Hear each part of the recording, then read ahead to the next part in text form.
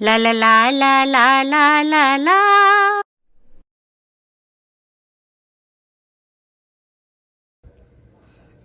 आज मैं आपको गढ़वाल हिमालय की गोद में बैठकर कहानी सुना रही हूँ। तो आओ सुनो कहानी ठग और महाठग। एक ठग अपने गांव से आधी अंधेरी रात में निकला और सर पे बोरा रख के चला जा रहा था और रास्ते में उसे शहर की तरफ से आता हुआ दूसरा ठग मिला। अब गांव के ठग के बोरे में चूना था और शहर के ठग के बोरे में राख थी, मगर दोनों ने एक दूसरे को बताया कि मेरे पास तो कौड़ियां हैं और मेरे पास तो कपूर है, और जल्दी से एक दूसरे से सौदा कर लिया और अपना अपना बोरा बेच के दूसरे का लेके खुशी खुशी घर वापस आ गए और घर आके शेखी बगाना शुरू किया कि अरे आज एक अजनबी को खूब बेवकूफ बनाया। मगर जब बोरा खोला गया तो उन्हें पता चला कि वो दोनों खुद ही बेवकूफ बन गए थे। कुछ दिनों बाद वो दोनों अचानक एक बाजार में एक दूसरे के आमने सामने आए और ठठा कर हंस पड़े। दोनों ने तय किया कि अब से दोनों मिलकर काम करेंगे। उनका पहला निशाना था पास के शहर की एक अमीर बुढ़िया। दोनों ने उसके बारे में शहर वालों से पता किया और पहुंच गए उसके घर और बुआ बुआ करके उसके पांव छूने लगे। अब उसने कहा कि भैया मैं कैसी तुम्हारी बुआ, तुमको तो मैंने पहले कभी देखा ही नहीं। दोनों बोले अरे बुआ तुम कब से अपने मायके नहीं आई हो, इतने साल हो गए, हम छोटे छोटे थे तो तुम हमें खिलाती थी। अब ये बुढ़िया वाकई में कई सालों से मायके नहीं गई थी, तो दोनों की बात पे उसे विश्वास हो गया और वो अपने बचपन और मायके की याद करके रोने लगी। अब दोनों ने कहा बुआ ऐसा है, हम तुम्हें शादी का निमंत्रण देने आए हैं, क्योंकि शहर के ठग ने कहा मेरे बेटे की शादी है और बुआ तुम तो खानदान में सबसे बड़ी हो, तुम आओगी बताओगी तभी सब होगा। बुआ चलने को तैयार हो गई। उसने उनकी आवभगत करी, उन्हें एक सोने की कटोरी में तेल दिया और अपने बेटे से कहा कि इन्हें तालाब पे ले जाओ नहलाने के लिए। अब तीनों जने तालाब के किनारे पहुंचे। दोनों ठगों ने तेल तो लगा लिया और सोने की कटोरी को उस लड़के की आंख बचाकर पास की झाड़ी में फेंक दिया और फिर कहने लगे अरे रे कौवा कौवा कटोरी ले गया, कटोरी ले गया, अरे दौड़ो दौड़ो भागो भागो, अरे देखो वो लिए जाता है। ओहो बदमाश कौवा कटोरी लेके चला गया। लेकिन बुढ़िया के लड़के ने सब कुछ देख लिया था, पर वो देख कर भी अनजान बना रहा। तीनों लोग वापस घर आए और बुढ़िया को सारी बात बताई तो बुढ़िया बड़ी दुखी हुई, बोली अरे बेटा मेरी ही गलती थी, अरे चांदी की कटोरी दे देती, तांबे की कांसे की कटोरी दे देती तो ऐसा ना होता। पर सोना खोना तो बड़ा अपशकुन है बेटा, अब तुम्हारे साथ में शादी में तो जा नहीं सकती। तुम ऐसा करो मेरे बेटे केशव को अपने साथ ले जाओ। ये कह के बुढ़िया ने केशव को शादी में देने के लिए कुछ गहने कपड़े दिए और तीनों लोग रवाना हुए।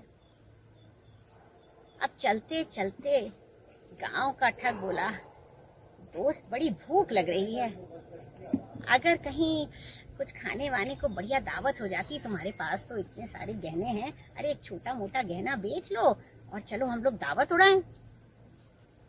केशव बुढ़िया के बेटे ने कहा अरे खाने के लिए गहने बेचने की क्या जरूरत है, तुम बेफिक्र रहो, बढ़िया खाना मिलेगा, मैं बात करके आता हूँ। हाँ ये जरूर ख्याल रहे कि जब कोई तुमसे पूछे एक या दो तो तुम कहना दो, समझ गए। दोनों ठग खुशी खुशी मान गए। अरे एक से दो मिलना बेहतर ही है, उन्होंने सोचा। अब केशव एक व्यापारी के पास पहुंचा और उससे कहा देखिए ये दो आदमी लाया हूँ, हट्टे कट्टे हैं, आप चाहें तो इन्हें अपने खेत में मजदूर रख सकते हैं, अच्छी मोटी रकम दीजिए तो मैं ये दोनों को आपके पास छोड़ जाऊं और ये दोनों सारी उम्र आपके यहाँ काम करते रहेंगे। व्यापारी ने देखा और उसे बात जच गई। उसने वहीं से दोनों से पूछा एक या दो, दोनों ठग ने कहा दो। अब उसने व्यापारी ने फटाफट रुपए दिए केशव को और उन दोनों ठगों को वहां छोड़ के केशव घोड़े पे सवार होके ये जा वो जा। अब इधर व्यापारी ने दोनों ठगों को खेत पर काम पे लगाया।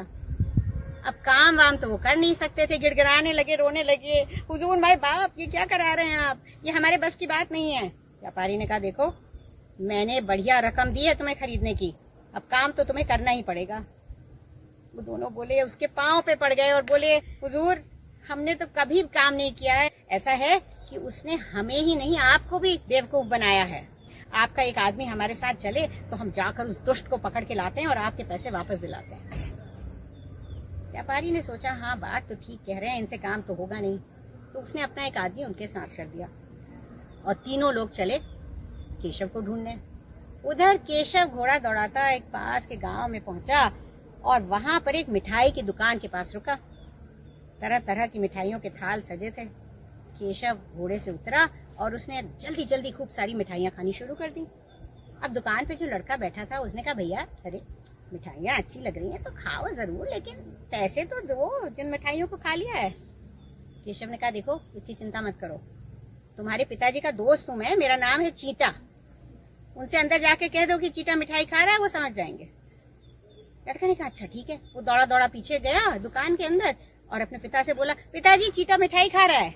पिताजी उल्टा उसी पर बिगड़ पड़े। बोले, अरे चीटा कितनी मिठाई खा लेगा, दुकान छोड़कर आ गए हो, जाओ वापस।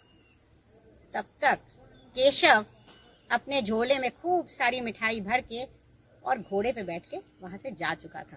केशव अपना घोड़ा दौड़ाता दौड़ाता जंगल में से होकर गुजरा। थक गया था, उसने सोचा थोड़ी देर यहाँ सुस्ता लूं। तो उसने घोड़ा बांधा और वहीं सुस्ताने के लिए बैठ गया पेड़ों के नीचे। तब तक अचानक वहां एक भालू आ गया और उसने केशव पर हमला कर दिया। अब भागने का समय तो था नहीं, तो केशव को अपनी जान बचाने के लिए भालू से लड़ना पड़ा।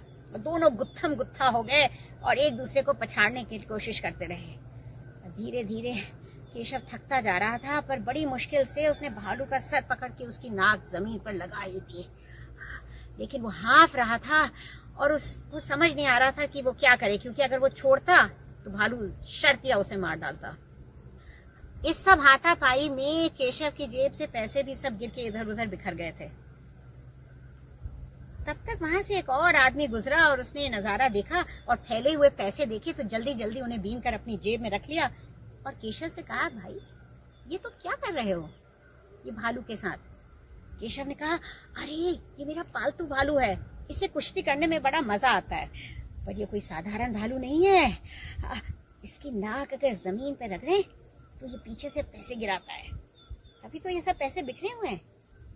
वो आदमी बोला, सच?